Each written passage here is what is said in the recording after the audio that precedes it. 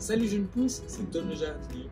Avec le mois de février, il y a déjà des petites choses que tu peux faire. Mais attention, comme tu le vois, je porte un bonnet, il fait encore trop froid pour faire des choses comme des semis ou genre de choses là. Je te donne tout de suite dans ma vidéo une to-do list. Ça commence par des gestes très simples, tu verras, avant d'avancer un petit peu plus dans les choses à faire dans la saison. Première chose, comme tu peux le voir, c'est que mon jardin, je ne l'ai pas paillé partout, il y a des mauvaises herbes. Donc j'en profite parce qu'il faut bien arracher les mauvaises herbes. Et puis la plupart des mauvaises herbes qui ont résisté à l'hiver sont des mauvaises herbes vivaces. Elles ont souvent un bon système racinaire, c'est pour ça que je me munis d'une bêche pour les enlever jusqu'à la racine.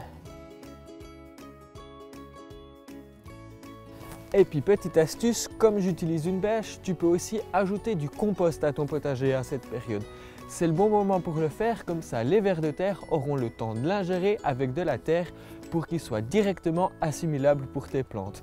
Tu pourras bientôt semer des fèves ou les planter si tu les as hâtées comme dans ma dernière vidéo à la maison un petit peu avant. Il y aura les petits pois, les premières salades, bref, tout ça qui nous attend pour début voire mi-mars. Comme tu le vois, je n'ai pas encore récolté tous mes poireaux. Avec l'automne, l'hiver, l'humidité et le gel, certains ont pourri sur place. C'est aussi le moment pour nous de les récolter. On fait comme ça un petit peu de place pour avoir de nouveaux légumes tout bientôt au printemps. Je te conseille, après une culture de poireaux, d'attendre 2 voire 3 ans pour en mettre une nouvelle. Culture de poireaux ou de toute forme d'aliacées. Donc on va éviter les oignons, l'ail, les échalotes. Autre chose qu'il est important de faire, c'est de vérifier les protections de nos plantes qui ont froid. On a eu un hiver particulièrement doux, mais on a eu aussi quelques tempêtes de vent. Si tu pailles avec des feuilles mortes, comme je le fais moi, elles se sont peut-être envolées. C'est important de protéger nos plantes. On est tout de même mi-février, bientôt fin février. C'est important de les protéger, vraiment, vraiment. On ne sait jamais si on a un coup de froid, par exemple, au mois de mars.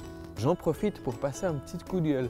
Certaines jardineries vendront bientôt déjà des plantons de tomates. Alors, sauf si tu as une petite serre qui est encore chauffée, je précise bien chauffée, ces plants-là vont souffrir, voire probablement geler. Sois patient, les plantes, toutes ces plantes d'été qu'on met dans la ratatouille, se plantent pas avant le 15 mai, une fois que les seins de glace sont passés. Je te donnerai d'ailleurs tout au long de la saison les étapes à faire au potager.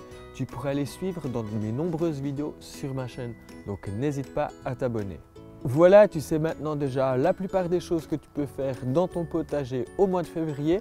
Si comme moi tu as envie de profiter un petit peu des beaux jours qui sont là, profiter de cet hiver un petit peu doux qu'on a pour pouvoir un petit peu anticiper les choses. Voilà, je te remercie d'avoir regardé ma vidéo jusqu'au bout. D'ici la prochaine, bon jardinage. On se retrouve tout bientôt pour une prochaine vidéo. Ciao jeune pousse!